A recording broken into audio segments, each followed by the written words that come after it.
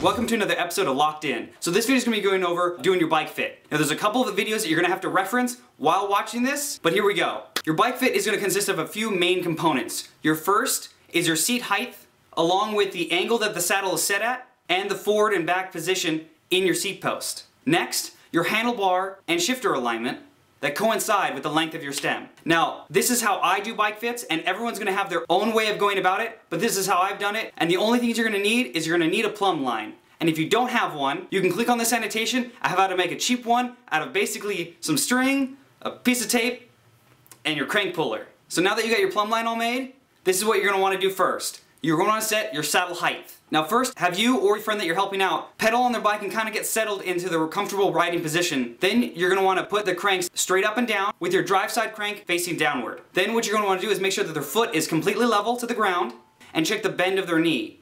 Now you don't want anybody's knee locked, that means the seat is too high. And you don't want a substantial bend, which means the seat is too low. You want just a slight bend so that if they were to get out of the saddle in the sprinting position, there's about an inch between them and the saddle. After that, you're going to want to set the saddle angle. I like to set all saddles initially at 0 degrees, so you can set a level with your iPhone or an actual level on top of the seat, so you can level it out to 0.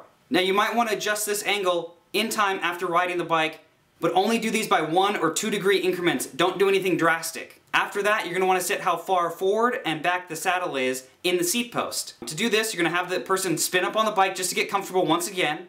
Then you're going to want to set the crank arms perpendicular to the ground. After that, you're going to want to grab the plumb line that you made or bought, place it on their knee, right below their kneecap, and let the plumb line hang and settle. What you're looking for is that the plumb line rests right in the middle of the pedal. Now if the plumb line is in front of the middle of the pedal, you need to scoot the seat backwards. And if it's behind the middle of the pedal, you need to scoot the seat forward until you got them perfectly lined up. Now you've got your seat all set. Now let's move on to the handlebars. Now before you adjust your handlebars, you're going to want to choose the correct stem length. And you can watch this video and help you choose the correct proper length so you can get an ideal fit. When you're setting your handlebar angle and hood position, I look for having a straight wrist. You don't want your wrist bent backwards or forwards. You want them nice and straight in line when you're grabbing on the hoods, because that's where you're going to be riding most of the time. So take your Allen wrenches and slightly loosen up the handlebars and move them accordingly to get your wrists lined up.